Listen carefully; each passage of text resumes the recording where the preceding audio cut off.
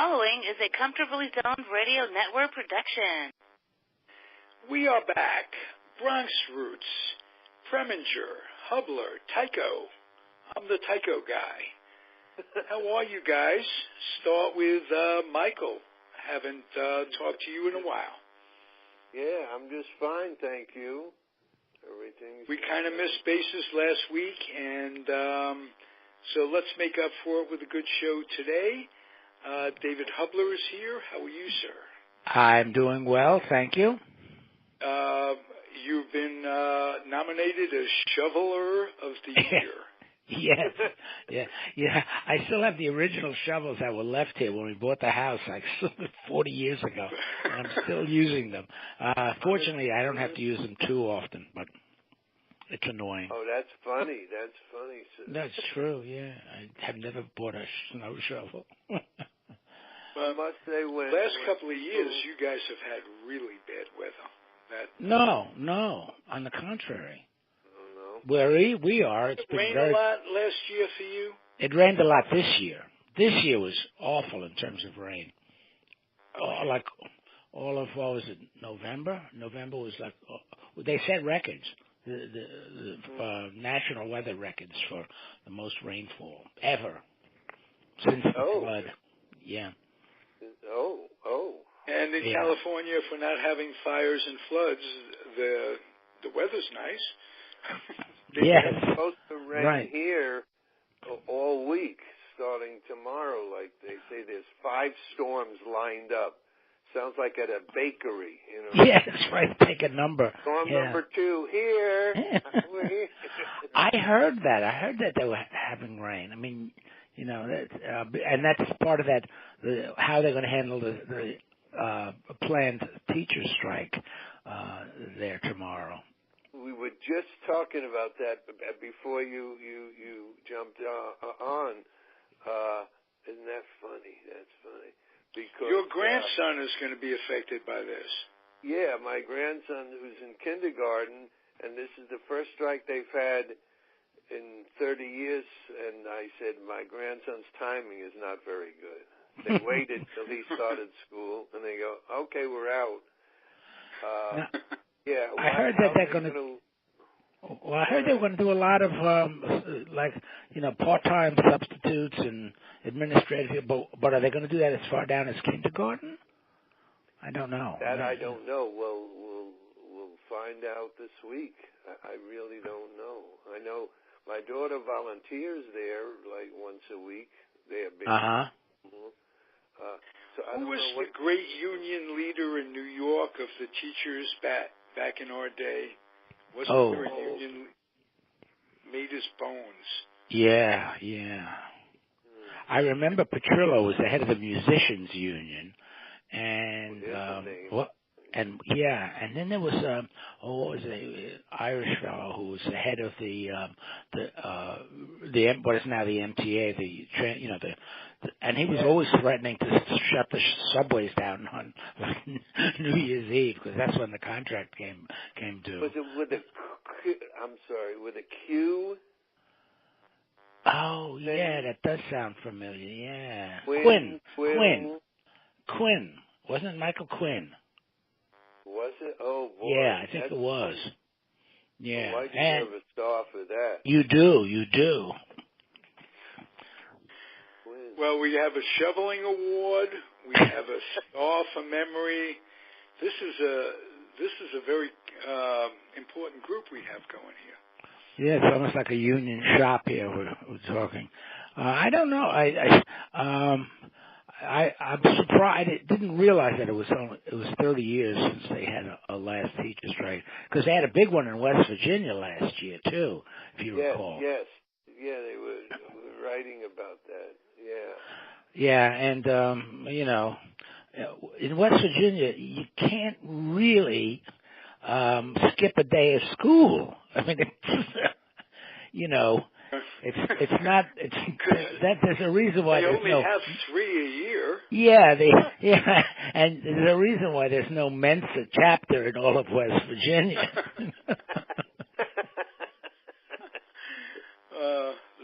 That's True story. True story. We crossed into West Virginia from Maryland one time. We were over in Antietam, Battlefield area, and there was a sign for a cemetery as you crossed into West Virginia, and it CEMETARY. So I said, we must be in West Virginia. Oh, I know I'm being unfair. It's the cemetery. I know. I know I'm being unfair to West Virginia, but, people always make fun of Brooklyn and the Bronx, so I think yeah, that's right. So why should West Virginia be any different? Speaking of grammar, like to know how they could word words that would make fun of the Bronx and Brooklyn and New York and West Virginia. Hi, those gals can sink. Those gals could what? Can sink. Oh. Yeah. I got a laugh yesterday. I was telling some people that when I first went to Ithaca, and this kid came up to me one day, and he said, "You talk funny." and he was from a little town in upstate New York. And I said, no, you don't understand. There are 6 million of me. You talk. Very good. Very good. I've always remembered that. That's right. Well, I know when I was taking when I was at UNH finishing my master's, and I took a summer school course so I could be accredited as a secondary teacher in the state, in all of New England actually. And this was a course in we had to do student teaching. So I was critiqued after the class. And the instructor said, "Well, you shouldn't be saying." I forget what but it was a New Yorkism, something, And these guys, the instructors, were always but whatever the New Yorkism was at the time, that was too much. So I got marked down for that. Didn't disqualify you. No, not at all. I love what you just said. Yeah. Yeah. It's probably spelled AIRE or something. AR. Yeah, that's funny. The first Southern accent I ever heard was in the service, and I had a roommate in tech school in the Air Force. And no matter what was said, what was done, what they told us to do, what they wanted us to do, he would say, his name was Rose, his last name was Rose, not Marty Rose, of course. I can't think of his first name. He'd say, "Fuck a duck."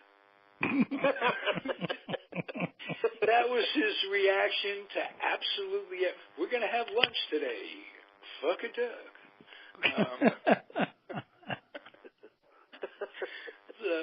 He was one very simple guy. He didn't have to think about much. Just fuck a duck. Just ducks, I guess. Mike, you had a great routine about accents. Oh, with the teacher. I think that's what you mean. Well, I don't want to step on your story, but No. No, please. About accents and figuring out where people come from based on their accents. Well, thank you. I had a teacher, Mr. Gunning. Wonderful man. And the first few days of speech class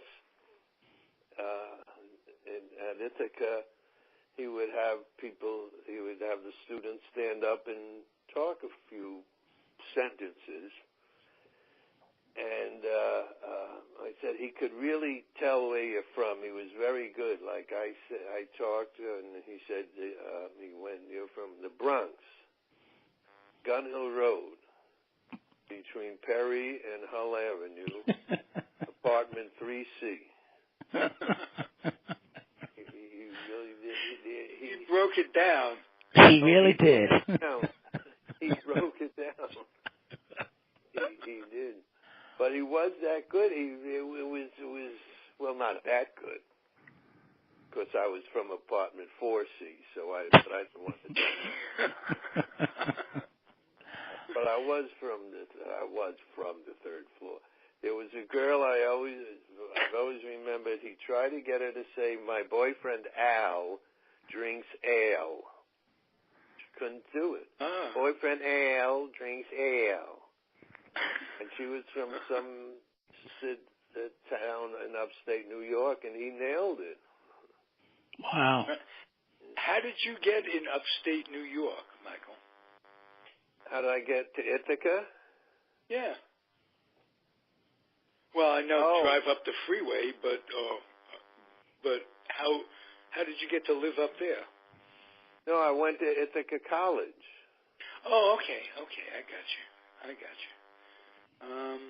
And we don't have freeways in New York. You have to pay for everything. Right. Well, you pay here, but it's they still call it free. Nothing is free. Right. That. Mm-hmm.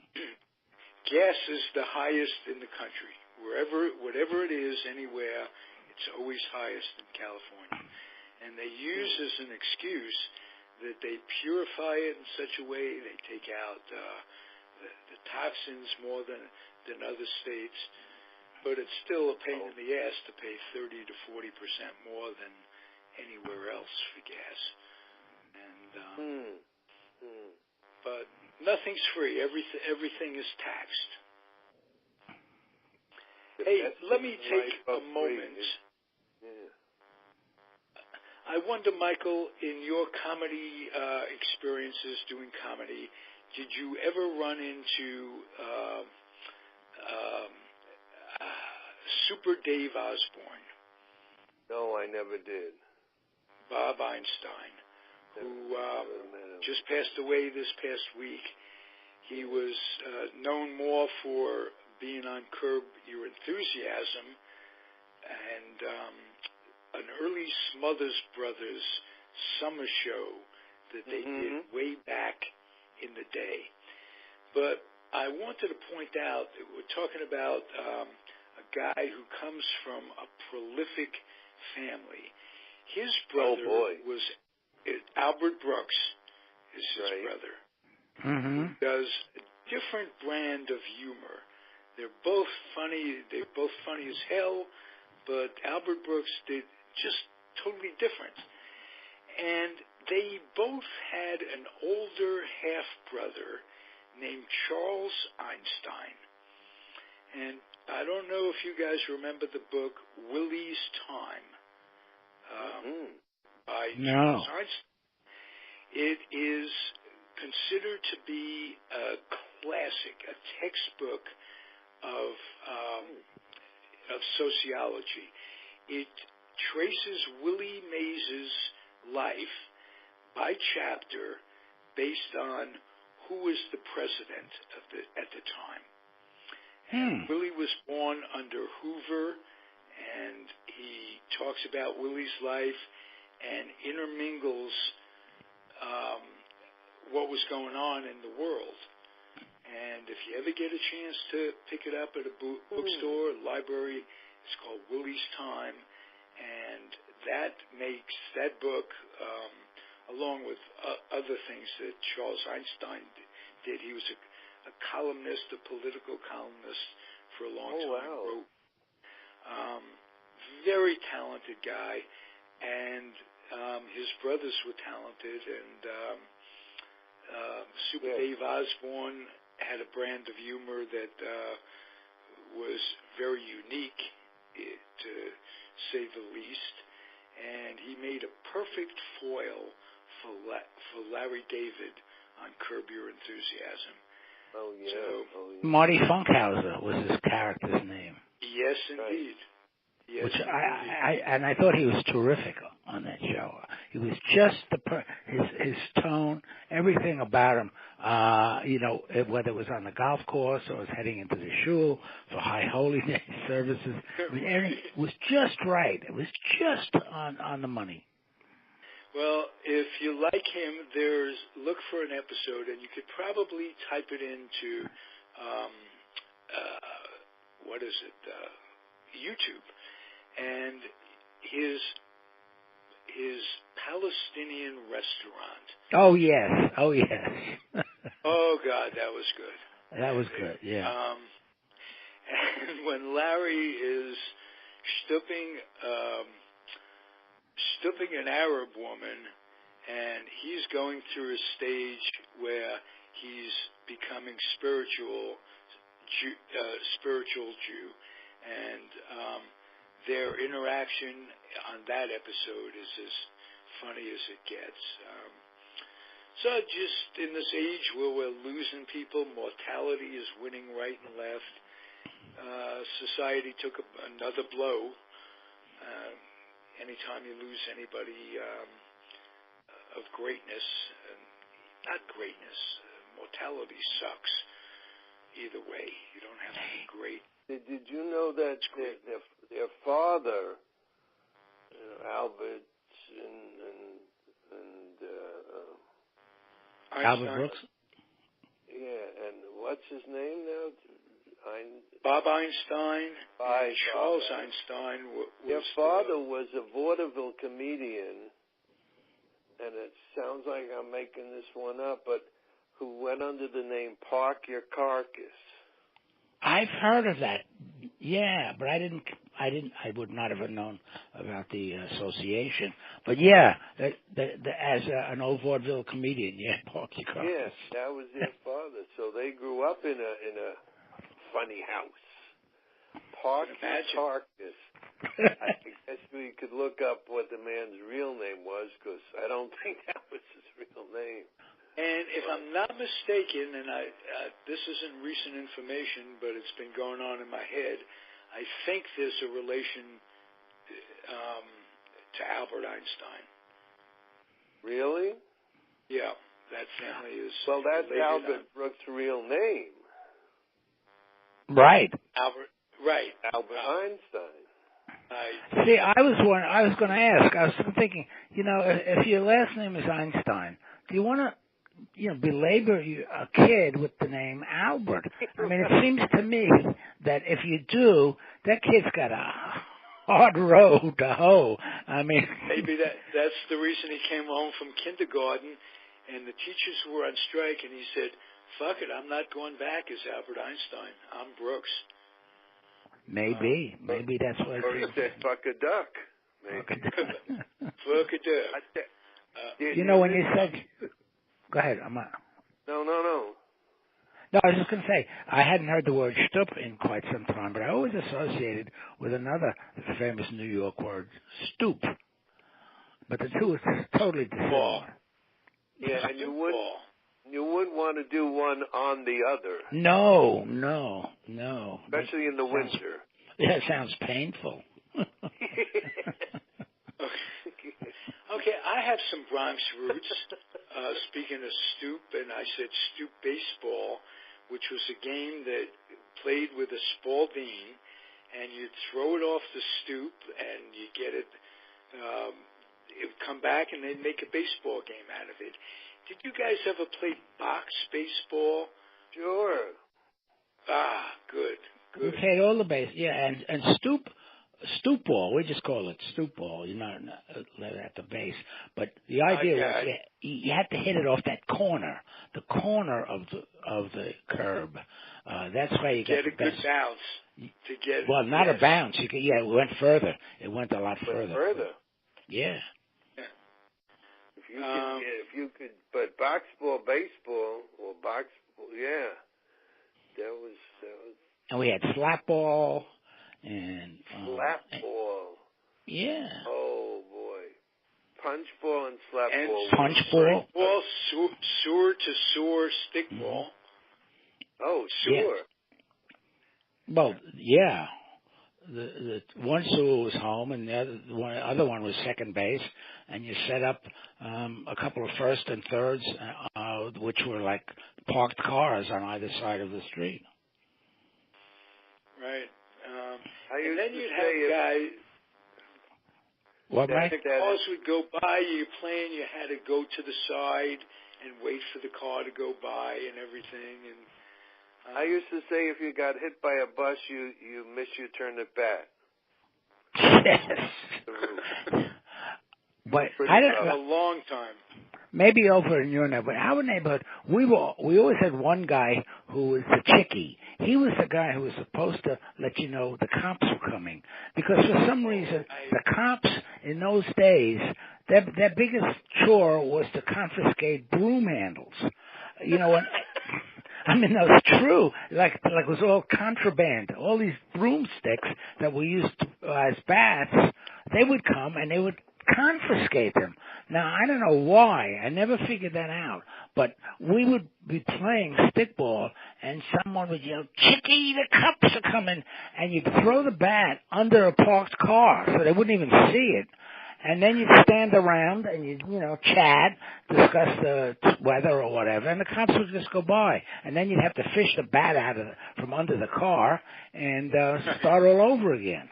And I don't know why they did that. I don't know what. I think they just did it. They would collect them and have their own games. Oh, they didn't have to get their own sticks. You could be right. You could be right. Yeah. What I remember on my street was one guy who would just sit. He had a first floor apartment, and he would just sit there as an old man. And they go, "What? You're a bunch of hoodlums. Go away. What are you doing? Go away, hoodlum. I called the police. Hoodlum." So that's all he did all day, even if nobody was there. It's a great dialect. Yeah. My grandmother lived on the first ground floor, facing the street, and she wisely and lovingly would keep the bedroom window open so that a couple of times, a ball would go into the window, and it became mine the next time I visited over there. So yeah, I got a number of Spaldings that way. I think I told you guys, so please stop me, that I hit a ball once and it went up to the second floor into a lady's apartment and into her soup. No, you didn't. I never heard that. Oh, yeah. Really? Yeah, went in the apartment and he went right into a pot of soup. What was she doing eating at the window? No, like the oven or something was right by. I don't know, it bounced into it or something. She wasn't eating by the window, but and her name, it doesn't matter what her name is, but she was very good friends with my mother, and she blamed me for doing it on purpose. Yeah, right. and the two women never spoke again. Really? Wow. Really? She would never talk to my mother, and my mother said, "Well, the hell with her. How stupid to think that I could. How good could I have been to have aimed the ball right up to the and of course, that's the only thing on a kid's mind is getting the ball into the soup. So very logical. Sadie Cutler. That was the thing. Jeez. The notorious Sadie Cutler. Yes. The notorious Sadie of Campbell's She soup. was the first soup Nazi. Yes, that's right. Yeah. Oh, that's funny. My best stickball story, and it's true. We were older at the time. I don't know, 18, 19. We were phasing out stickball from our lives, and I hit one that sailed up onto the roof of the apartment building that virtually some of the older kids at that time could do that. I had never been able to do that. I hit the ball up onto the roof of one of the 6-story apartment buildings that were down the street, and it was in fair territory because the two streets came together in a triangle. So the building that was on the left-hand side, let's say, of the triangle was in fair territory, right? So I hit it up there onto the roof, and of course it was a home run. And taking a page out of Ted Williams' book, I never played again. I said that was it. That was the crowning moment of my stickball career, and I just turned my back on the game and never played again. I said, couldn't do any better than I did. So that was it. A Hubler way to go out. Wow, what a great story. Yeah, and I said, look, anything else has got to be. Yeah, onto the roof. Onto a roof. Yes. Wow. Yeah. Now, some of the guys had done that, and as I said, the older, and they always had somebody who would go up onto the roof to retrieve the ball. But I said no, I'll just leave it there for posterity. I don't know, might still be up there for all I know. That's right. I was just going to say it could be because rubber and plastic, they last forever. Yeah, and I don't think people go up on the roof so much anymore. That was like the Tar Beach. We used to call it Tar Beach if you went up to get a suntan in the summer. And you could get my mother would hang laundry up on the roof. Oh, really? Yeah. Absolutely. Because there were only a few washers and dryers in the building, in the basement. Right. So on a hot day, instead of making 13 trips waiting for a dryer to open up, oh yeah, we would go up on the roof. Well, I remember when we lived to the back, we lived like in an alleyway facing Jerome Avenue, but it was in such a position that you could string a clothesline from our one of the windows across to the other window on somebody else's, and it would be on pulleys, so you could dry the clothes that way. You did do that, huh? Yeah, we did that. I remember. I mean, not always, because there were dryers downstairs too, like in our building as well. But I just remember our basement as being a scary place. It was not a particularly well lit or I mean, it was just like this. And then there were a couple of rooms in the back where people kept old bicycles and we had a storage room. I mean, and bikes would get stolen from our storage room a lot. Oh, well, I kept mine I kept mine actually in the apartment with us, so I never had it down. I never had it in the storage room. But I remember there was like one of these 3 or 4 drawer cabinets for papers, holding, and it was some guy who was a CPA or I don't know, and he had all these papers stuffed into this cabinet, and it sat there and it got partially mildew, and it was just an awful place. Speaking of CPAs, I was reading an interesting article the other day about professions that were not going to be here in 20, 30 years. And accountants is one of them. Really? Apparently the computer has taken a lot of business from tax preparers, this, that, and the other thing. You could almost do it at home yourself as effectively anymore, because you got accountants programming, helping to put these programs together, and they really can't be beat. That's a good point you're making. They advertise on TV like TurboTax or something. I don't know what that is, but Oh, that's a good point. I thought you were going to say. I just thought the profession of making people laugh will never end. It is in whatever media you do it in. I thought that's a nice thing, because the world definitely needs laughter. And your story about Albert Einstein's those guys' dad, Albert Brooks, and Charles Einstein and Bob Einstein, that really place credence into it, that humor is carried on, from generation to generation.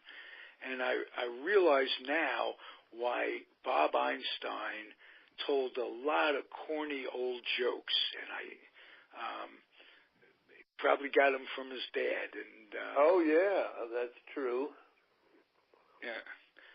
So I have the slightest. It's not even a connection to Bob Einstein or Super that Dave. family. The first time I was going to be on a TV show, it was Steve Allen was hosting the Dick Cavett show. Or replacing, substitute host for the Dick Cavett show. This was long after the Tonight Show, of course. So Long before, you mean? No. I mean Steve Allen had hosted in the Tonight Show. Oh yeah, right, sure, yeah. This was way after. This was, matter of fact, it was 1972 to be exact. Oh, okay. Because I think Steve Allen hosted before Jack Paul. Oh, he did, but I'm just saying, on this particular instance, he was substituting for Dick Cavett on the Dick Cavett. Gotcha. I'm sorry.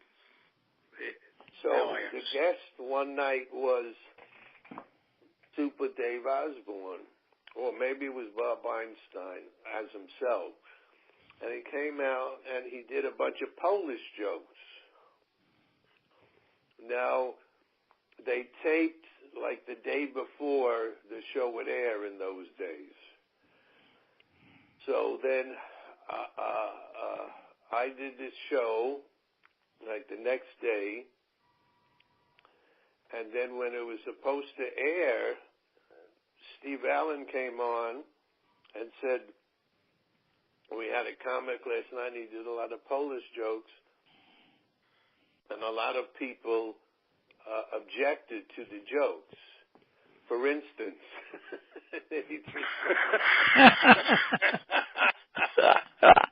but here's the thing. It was at 11:30 at night, the show, and so I had called. Well, obviously my parents knew, but my brother, but some friends and aunts and uncles. Oh, I'm going to be on television for the first time. Well, they canceled that show, and my relatives had stayed up till 1 in the morning waiting to see me. So finally, the day after or 2 days after when I was going to be on, and I was on late in the show, they said, just let us know how you did. We're not staying up. So that's thanks to Bob Einstein. I got the your whole parents show couldn't see it live. No, well, there was no taping in those days either. You couldn't program your VCR. It was taped. There was no, you couldn't do your own TV. You couldn't tape it on your own TV. Oh, right. Yeah, you had to see it once, and that was it. You had one shot at it. Right. I have a Polish joke story. When I was working at the BBC, there was a rash of, I guess it was in the early 70s too. There was a rash of airplane hijacking, and there was one in particular that was done against the Polish airline, which was LOT. LOT was the Polish airline, and it was not successful. And I don't remember the details, but nobody was killed or anything. It didn't crash. So, in a slow moment, I drew this cartoon, and the caption was, "Why Polish hijackers don't succeed." And the picture was of a potential hijacker who, instead of going up to the cabin to order the captains to whatever, he went to the back end of the plane and tried to give orders to the bathroom. and it was very clear from the picture what the character had done. He'd gone to the back end of the plane. And it was up there for a couple of days, and one day one of the guys came in and looked at it, and he was rather upset and stormed out. Well, it turned out he was one of the Polish language monitors that we had. And a number of those guys had actually fought against Hitler. There was a Polish Air Force group of who were based in Britain, who flew for the RAF. They had been Polish pilots and stuff. He was very upset, and I felt terrible. You know, it wasn't something that was supposed to be spread out across the whole building. Just the one person. Now, this is before what they call PC, political correctness. Yeah, sure. Into form. Right. And to be honest, they've gone overboard with political correctness. Is my feeling. What is a little person? Why would you call someone a little person when midgets were doing okay? That wasn't a midget down to scale or whatever. I thought that was less insulting than the expression little person. Yeah. Well, there was midgets, and then there were dwarfs, and you had to know the difference between the two. So I guess little persons covered both. The difference is that a midget was perfectly proportioned. Right. Where a dwarf had a big head. That's right. A little body. Those were the munchkins. Yes. So political correctness has really taken hold on podcast radio. I have a friend out here who, like you, Ralph, he bristles, which reminds me of a story, but at political correctness, it drives him crazy. Well, there is too much. I agree too. We've lost the ability to laugh at ourselves. I remember watching British television the years where I was there, and it was remarkable. I mean, the stuff that they would get away with, get big laughs for, you would never see on American television, even then. You know. I remember. Go ahead. David, were you in Britain when the original All in the Family was supposed to have been created in Britain? Yes. Yes. Okay. Was that show much like the show that we saw here? It was pretty similar. If I remember correctly, it was called "Till Death Us Do Part." It was so many of those wonderful British comedies, which were bordered on slapstick and total, humor about a certain group of people. I mean, there was a classic. Well, it was a classic movie made for me. "Till Death Us Do Part" was the TV progenitor of All in the Family, and they made a full-length movie out of it. The main character, the Archie Bunker character, was this a real pro-British curmudgeon who didn't like anything on the continent. You know, the French were this and the Germans were that. Particularly hated the Germans because obviously from this is like the late 60s, early 70s. World War II is not that far, behind. No, we and don't have roots. He hated the Germans. He hated them with a passion. This was like an old East End London working class family, lived in a council flat, and they had, their bathroom was an outhouse in the back, like many people had it in those days. And he used to go out there to read his newspaper. And they showed shots of him doing this during the Blitz, and he was irate because the Germans were interrupting his time on the toilet. So he hated them. He hated them even more than just because they were the enemy, and that was part of the joke. That was part of the joke, of this running joke throughout the film, and I guess it was 68, Britain went to the World Cup, and it was in London, and their opponents were Germany. So the lead character finagles a ticket to the World Cup game, and he winds up sitting on the German side. Oh, my. Oh. Now, it's not so funny when I tell it, but if you'd seen it, I mean, there he is sitting there on the German side. You know, so, I mean, those are the kinds of things that they did on British television that in the U.S. didn't get to until Archie Bunker. Right. Well, they also did one that became what's the one with Red Fox? The Red Fox version. Sanford and Son. Yeah. Sanford and Son was based on a British thing about a dustman that's a garbage collector.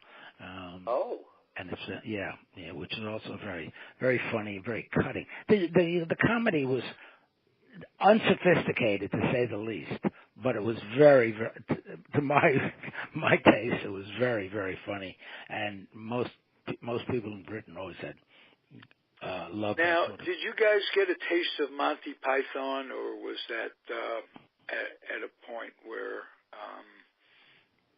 you weren't involved with it or whatever? That was well spoken. Monty Python, your reaction, Michael? Oh, totally funny out there. And when I see them, when I see something now, I appreciate it even more so. Okay. They were just very funny, and had the guts to do what to do outlandish comedy, but it was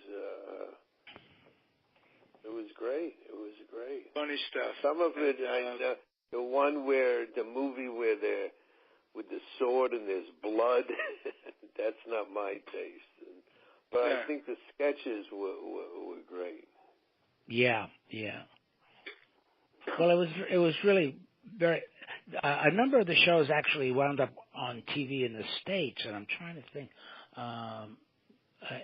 It was skits. It was all skits and sketches. Oh, Benny Hill. Benny Hill, thank you. Flying Circus. Benny Hill, that was the one I was thinking of. Yeah, yes, that too. You know, that was your typical British comedy show in those days. Yeah, that was pretty low comedy. Yeah, it was. It was. But you laughed at it. It was a lot of girls with big breasts. Right. Right. Yeah, that was. And look, he had this classic look, Benny Hill. Where they cut to him. You'd see a scene with the women, and then they'd cut to him, and he'd have a little look on his face that made me laugh. And they did skits where the action was speeded up, almost like the old silent comedies. They did all sorts of things, and Benny Hill was just one of a number of comedies like that. Yeah, there were several. I can't think of the other offhand, but it was giggle funny. It was the kind of thing you'd laugh and giggle about it for a while. That's well said. That's good. I really mean that. You're right. It's like you almost don't want to laugh. You guys remember the show Mary Hartman? Sure. Yeah, sure. I thought that was a terrific show. So well done, and such good satire about just a woman in those days, married woman with a relationship, didn't know why she was there, too young for all of it, killed out. That was a funny show to me. It was. Yeah, and a lot of the comic series that some of them have been appropriated here in the States in other names and characters. But a lot of the British shows, the humor was aimed at older people, not at the 21, the cohort of 21 to 49. Dad's Army was another one of these shows. It was about, in World War II, with most of the young men going off to war, guarding the homeland became something for the older men who were beyond recruiting age to do. So they had this thing. The show was called Dad's Army, and I forget what the actual name was for these. And they went around. They made sure that your curtains were drawn at night, and that you didn't have any lights on, and they were always looking for lift off of planes flying overhead. But it was a comedy series about these old men who are now our age, or we're their age. When we say old men. Yeah, I have to be careful, Although I still say old men are older than I am, but somehow I creep into that cohort every once in a while. But shows like that. Being an old man is better than being a former man. So yes. Old man. Very and true. some of the a lot of the shows that have come over here, comedy shows, even the one with Judi Dench, which played in Britain in the late 90s. With her husband, right? Yes. Yeah, with Jeffrey Palmer as her husband. Those shows were tremendous audience. They drew wonderful audiences in Britain, and they weren't based on. David, yeah. There was one took place in the department store. Oh yes, Are You Being Served? Oh, okay. Yes. Very, very funny. Very funny. The character. Was John Cleese in that one? No. Okay, No. he was in one where he played Fawlty Towers? Fawlty Towers. Fawlty Towers. Yes. But Are You Being Served? The characters themselves were outsized. You didn't meet people who were like this. The older woman whose hair was purple, and she worked with the I forget her name. She was Wendy something. The young saleswoman in the department store, and I saw her years later on either it was EastEnders or one of the more traditional soap operas, and she hadn't aged all that well, I must say. I think she's actually passed. Everybody on that show is now deceased, and of course they had the gay men in menswear. I mean, who was outraged? Right. Remember? Yeah, the just outrageous lapel, like the floor walker. And if you remember Selfridges, the department store, we stayed when my father would take us with him to London for long periods of time in the early 50s. We stayed at the Cumberland Hotel. And it was right across from Hyde Park and right down the block from Selfridges. Mm-hmm. Yeah. And I'm a kid, and they've got a guy with the flower in his lapel standing at every department at the store just to be, to be polite. Can we help you? Yes, right. Yeah, right. Yeah. And my mother takes me up to where they had a display of bicycles in a circle next to each other. If you picture this horseshoe with the bicycles. And I'm a little kid, as I say, and they were all Raleigh bikes, these expensive English racers. And I go over to one of the end like dominoes. I push a bike over to hits the other bike, and all around this little circle, the bikes are falling. And this guy comes over to my mother in such a polite way. He says, I'm going to have to ask you to take your little boy, I don't remember what he said, take your little boy and be gone with you. Really? He just said, that was the family joke, be gone with you. Oh, that is hysterical. Yeah, we had a credit card for 20 minutes to get the bikes back up. Yeah, I'll bet. Yeah, that's perfect. But that's what reminded me of that story was the guy with the little corsage. That's what. That was Captain. I forget his name. He was the manager of the floor.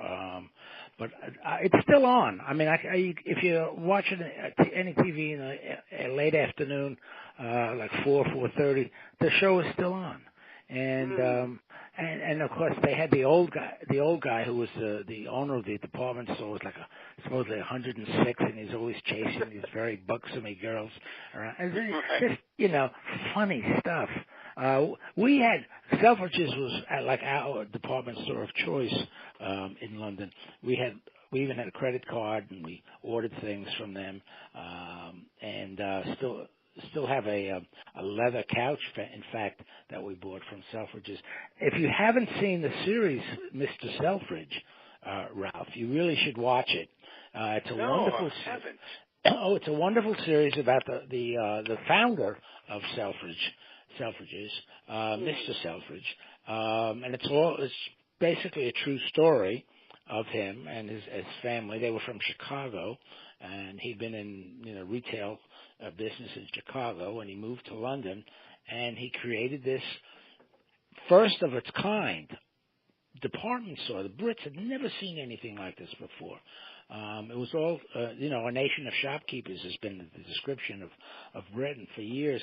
But this was this massive building. They're still in the same building, I know, of a department store where you could go in and buy anything. And it's still there. We didn't go. Well, we did go into it briefly the last time we were there, but it's just a wonderful place. It's right there on Oxford Street, as you said. And when I was taking classes in London once a week from USC, Southern Cal, excuse me, I had some time to kill. I'd just walk in and wander around Selfridges, and we were into British pottery and China, and I would always. It's much like Bloomingdale's. Yes, yeah, but there was nothing like it in Britain. This goes back before World War I. Really? Yeah. And the show really captures the whole notion of building this super store. It was really what it was, and it tells the story of him on up through World War. I think to World War II, if I recall. It's about a 4 or 5 series, if you know what I mean. But it's a wonderful show, and the actor who plays him, Jeremy Pivens. Oh yes. Okay. Now I know what you're talking about. Yeah. Yes, Jeremy Piv. That's right. Yeah. He plays. Is it a drama or a comedy? No, it's not. It's a drama. It's not a comedy. Oh, that's right. That's right. And I'm sure they've created characters who populate the store as employees. I'm sure most of those stories are not true. It's based on a book, a biography of his life, and so I've not read it. But the whole notion of how they handled World War I, how Selfridge overcame the anti-Yank feeling, especially when we didn't get into the war right away. Things like that, come through. Well, we didn't get into World War II all that quickly either. No. Wait and see what happens. That's our motto. Yeah. They're only stories. Yeah, wait and see. Yeah. So anyway, it's a terrific store, and it's a terrific story if you get it. I'm sure you can find it somewhere out there in the ether. I will write that down and look for it, and that'll be a reading assignment for this week. Okay. Okay. now that the schools are on strike in L.A., which brings us first full circle on some silly level. Oh, yeah. Gee, I hope it Okay, ends guys. well. This was fun, as usual. Yes, we traveled down memory lane, either on this side of the Atlantic or the other side of the Atlantic. It just takes us where it takes us week after week, and right. Exactly. Next week, my granddaughter's birthday party around 11 o'clock or 11:50, so I can be on for a little while. Okay. But we'll make it a quick show. And how old is she? How old is she now? She'll be 32. She's going to be 3. Oh, 3. I thought I was going to say 2, but okay. No, time's moving along. All right. Okay. I gotta go. I've talked to you hoodlums long enough. Yes. Yeah. I've got some snow waiting for me outside. Oh, hey, no shit. Be real careful with that. I know. Yeah, seriously. Yeah. I know. Yeah. Okay, we'll speak to you next week. Next week it is. Take care, guys. Thank you, guys. Thank you for listening, everybody. Bronx Roots, Comfortably Zoned Radio Network. Michael Preminger, David Hubler. I'm Ralph Tyko. Adios.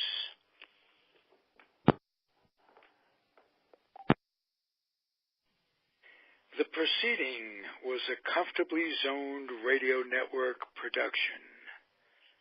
Thank you for listening.